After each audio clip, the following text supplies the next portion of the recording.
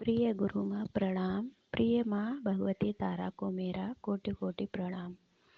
गुरु माँ, आज मैं आपको अपनी ज़िंदगी की सच्ची घटना के बारे में बताऊंगी। मैं बताऊंगी कि कैसे मेरे परिवार ने और मैंने तांत्रिकों के प्रकोप को झेला।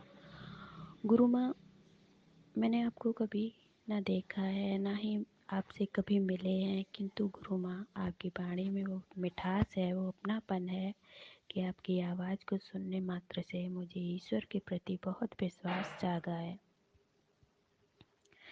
ईश्वर से मिलना सरल भी है और कठिन भी है। यदि आपके जैसा गुरु मार्गदर्शक हो तो ईश्वर से साक्षात्कार होने में कोई बाधा नहीं आती माँ। किंतु कुछ ऐसे बेचारे लोग भी हैं जिनके साथ दुनिया में छल कपट होता है, उनकी भावनाओं के साथ खेला जाता है। गुरु माँ, आज मैं आपको अपने जीवन के ऐसे रहस्य बताऊंगी जिसे हर आम इंसान और सीधे साधे भोले वाले लोगों तक पहुंचाना बहुत ज़रूरी है। गुरु माँ, बात 2012 से शुरू होती है। हमारे घर की परिस्थितियाँ बेहतर थीं। बचपन में कुछ संघर्ष रहे, पर माता की कृपा से सदैव मेरे ऊपर रही और हम सदा उन परिस्थितियों पे पीछे पा लेते थे। मैं और माता की ज़्यादा सेवा तो नहीं कर पाती थी, पर कभी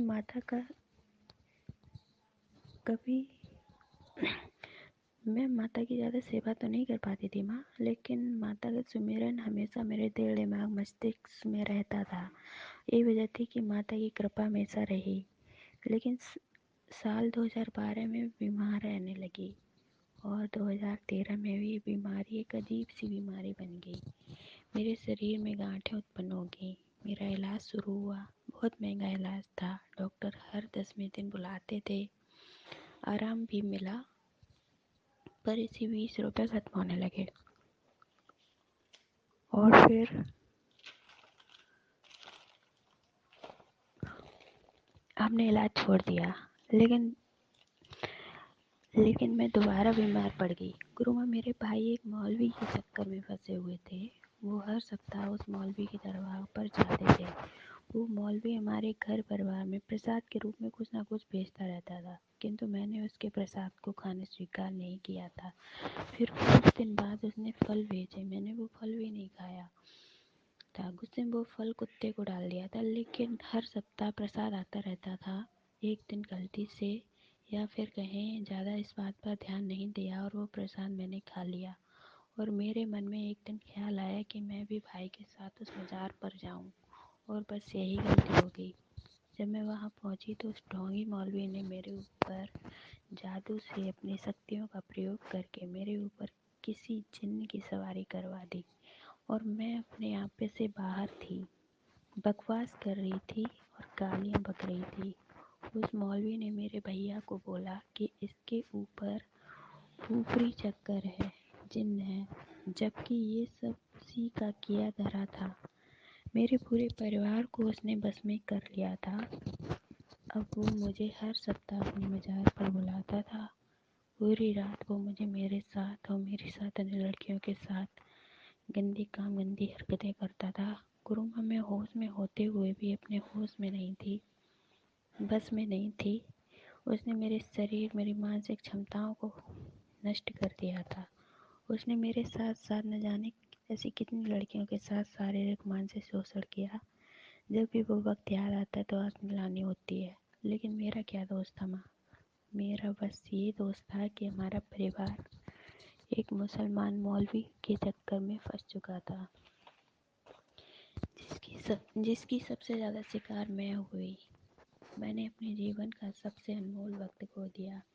जिस वक्त मैं खुद को संवार सकती थी, मैं एक दिन मुस्लिम तांत्रिक के चंगुल का शिकार हो गई थी। उसके द्वारा छोड़ी गई नकारात्मक शक्तियाँ, जिन्न भूत पता नहीं क्या थे, पर वो मेरे अंदर प्रवेश कर चुकी थी। वैसे ही मैं अपने आपे से बाहर हो जाती थी। जैसे ही प्रवेश करती थी मैं अपने आपे से बाहर हो जाती थी, किंतु वो मेरे शरीर को नहीं छोड़ रहा था। छोड़ता भी कैसे? वो तो एक साजिश थी जो मेरे ऊपर की गई थी उस मौलवी के द्वारा, मेरे परिवार को और मेरे शारीरिक मानसिक शोषण के लिए। गुरु माँ, मैंने इस शारीरिक और मानसिक शोषण की बात अपने परिवार को आज दिन तक नहीं बताई। मुझे खुद में बहुत ग्लानि हो रही थी और कैसे बताती, शर्म आती थी उसको कृत्य मंशा को याद करके। किंतु माँ, परिवार को धीरे धीरे उसकी मंशा और ढोंग और साजिश का पता चलने लगा। परिवार ने मुझे अन्य जगह दिखाया। वो रिश्ते के मेरे चाचा थे या अभी भी हैं। उसने तो और भी बड़ा धोखा दिया, लेकिन उसने मुझे ठीक तो कर दिया था, लेकिन उसने भी बहुत बड़ी चाल चली हमारे परिवार के साथ। उसने वशीकरण करके मेरे भाई को अपने बस में कर लिया था। भाई भी उसी के बारे में बोलने लगे थे, उसी के गुण गाने लगे थे। मैं ठीक तो हो गई थी, लेकिन ये परिवार के लिए दूसरे तूफान के आने की शुरुआत थी।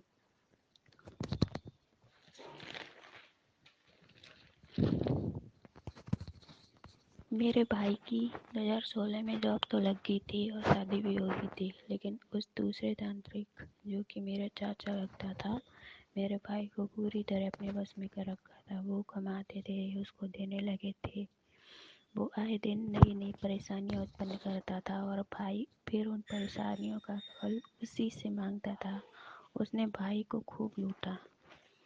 2016 के कुमार मास में के नवरात्रों में मेरी माँ बीमार हो गई। इतनी बीमार कि 3-4 डॉक्टर ने मना कर दिया। उनके पेट में इतनी गंभीर बीमारी बनी कि मेरे पिताजी को मुझसे बोले, बेटा आप अपने आप को संभालना, मम्मी बचेंगे नहीं। तो मैंने पापा से जोर से बोला, ये आप कैसे बोल सकते हो, हम इलाज कराएंगे, मम्मी जरूर ठीक हो जाएंगे। नवरात्रे चल रहे थे। मैंने माता रानी से मन ही मन कहा, माँ आप जगत जननी हो, जग की माता हो, और क्या माता मेरी जन्म देने वाली माँ को छीन लोगी क्या माँ? मैंने उनसे बहुत प्रार्थना की और मेरी मम्मी को एक अच्छे डॉक्टर मिले। मैंने उनसे बहुत प्रार्थना की और मेरी मम्मी को बहुत अच्छे डॉक्टर मिले। मेरी मम्मी ठीक होने लगी, इलाज चलने लगा, लेकिन उसी वक्त अब रुपयों की समस्या उत्पन्न हो गई। घर में बिल्कुल भी पैसे नहीं थे। कुछ रिश्तेदार दे कर गए थे, लेकिन उनसे क्या होना था। कुछ रिश्तेदार मुझे बोल कर गए कि रुपयों की ज़रूरत हो तो बताना, लेकिन क्या उनको नहीं दिख रहा था कि ज़रूरत है? लेकिन फिर भी मुझसे कहलवाना चाहते थे, मुझसे हाथ फैलाकर कहलवाना चाहते थे। फिर एक दिन मैं माता रानी को कहने लगी, मैं अपनी किडनी, आँखें, दिल ये बेच दूँगी। मुझे कोई रास्ता नहीं नज़र आ रहा है माँ, कोई रास्ता नहीं दिख रहा है। और फिर 1-2 दिन बाद नोटबंदी लग गई माँ। जो रिश्तेदार मुझसे कह के गए थे कि रुपयों की ज़रूरत हो तो बताना, वो खुद ही रुपए देकर चले गए। मेरे और माता रानी के बीच में अनोखा अटूट रिश्ता है माँ, परंतु इस रिश्ते को गंदे तांत्रिकों की नज़र लग गई। जब मेरी माँ ठीक होकर घर आ गई, तब 2017 में मेरे पिताजी बीमार पड़ गए। फिर कुछ दिन इलाज कराने बाद ठीक हो गए, परंतु अंदर ही अंदर वो बहुत कमज़ोर हो गए थे। गुरु माँ, मेरे यहाँ साल 2018 में भागवत कथा का आयोजन हुआ था। सब कुछ अच्छा जा रहा था, किंतु भागवत कथा के अंतिम दिन उस चाचा तांत्रिक ने मेरे ऊपर खेल खेल दिया। उसने कुछ नकारात्मक शक्तियों को मेरे ऊपर भेजा और मुझसे कबूल करवाया कि मैं तुम्हारे कुल का देवता हूँ। तुमने कथा के 7 दिन मेरी पूजा नहीं की है, मैं रुष्ट हूँ। फिर उसी दिन उसने पता नहीं किन लोगों की पूजा की, कहा नहीं जा सकता, पर हमारी कथा के कुछ महीनों बाद मेरे पापा बहुत बीमार हो गए। उस तांत्रिक ने बताया कि हमारे पापा के ऊपर मेल कोई तंत्र क्रिया की गई है जो जानलेवा थी, और अब मैं इनको ठीक करूँगा। उसने बताया कि हमारे एक दूर के रिश्तेदार ने ऐसा किया है। उसने किया होगा माँ, क्योंकि वो परिवार बहुत तामसिक है, तंत्र मंत्र में लीन रहता है। किंतु हमारे इस चाचा तांत्रिक ने हमारे पूरे परिवार का मानसिक शोषण किया। यहाँ तक कि इसने तांत्रिक क्रियाओं के नाम पर इतना रुपया लूटा कि क्या बताएं, हमारे पापा ठीक ही नहीं हो रहे थे। उन्हें बहुत अजीब और गंभीर बीमारी हो रखी थी। जिसका किसी डॉक्टर के पास इलाज नहीं था। मैं और मेरे भैया भगवान भोलेनाथ के नाम का दीपक जलाकर महामृत्युंजय का पाठ करते थे। हमने बहुत पूजा की, हमारे पापा ठीक भी हो गए, किंतु उस तांत्रिक ने बाद में जाने क्या कर दिया। हम लोगों ने अपनी तरफ से प्रभु की पूजा करनी बंद कर दी और वो तांत्रिक रोज डेली हमें अपने स्थान पर बुलाता था। रात के 12 बजे, कभी 2 बजे हवन करता, कभी तंत्र क्रियाएं करता।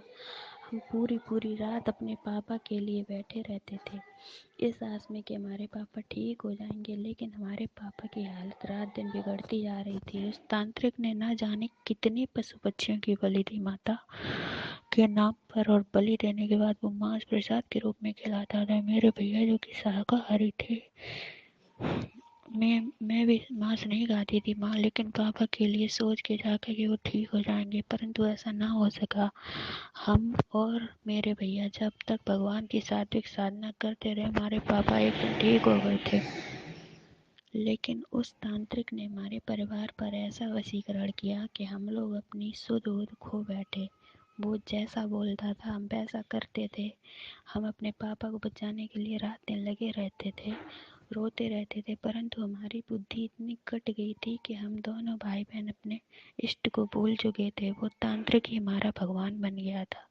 फिर एक दिन हमारे पापा हमें छोड़कर इस दुनिया से चले गए। पापा के जाते ही उस तांत्रिक का सारा तंत्र खत्म हो चुका था। हम सबकी आंखें खुल चुकी थी। उस तांत्रिक के लिए हमारा घर का दरवाजा बंद हो चुका था, लेकिन उस तांत्रिक से छुटकारा मिलने के लिए हमारे पापा को अपने प्राणों की आहुति देनी पड़ी। रोमा, पापा ने जाते जाते ये संदेश दिया कि ऐसे ढोंगी तांत्रिकों से दूर रहना, कोशिश करना सत्य को देख पाने की। अब मेरे भाई गुरु गोरखनाथ जी की शरण में उन्होंने नाथपन स्वीकार कर लिया है, लेकिन मेरे और मेरे भाई के विचार कभी नहीं मिलते हैं। हमारा मतभेद बहुत ज़्यादा रहता है, परंतु बुरे वक्त में हम दोनों भाई बहन साथ होते हैं, हमारा परिवार साथ होता है। और मैं गुरु माता की शरण में, पीताम्बरा परिवार में, इसमें जुड़ने से पहले मुझे बहुत नकारात्मक सपना आ रहे थे। ऐसा लग रहा था जैसे बुरी ऊर्जाएं ये कह रही हूँ उधर न जाओ या रोकने की कोशिश कर रही हूँ, परंतु माँ के पास और उनकी शरण में जाने से कोई नहीं रोक सकता है। मेरा और माता रानी का रिश्ता जन्मों जन्मों का है, किंतु ये नकारात्मक शक्तियाँ उस रिश्ते को खत्म करने की कोशिश करती हैं। ये सत्य है कि इस गुरु के बिना ईश्वर प्राप्त कर पाना मुश्किल है, किंतु ये भी सत्य है कि ईश्वर आपके साथ हर परिस्थिति में होते हैं। यदि हमारे परिवार में कोई श्रेष्ठ उच्च ईश्वर कृपा प्राप्त गुरु होते तो आज हमारा परिवार इतने बड़े संकटों से ना गुजरता, ना ही तांत्रिकों के चंगुल में फंसता।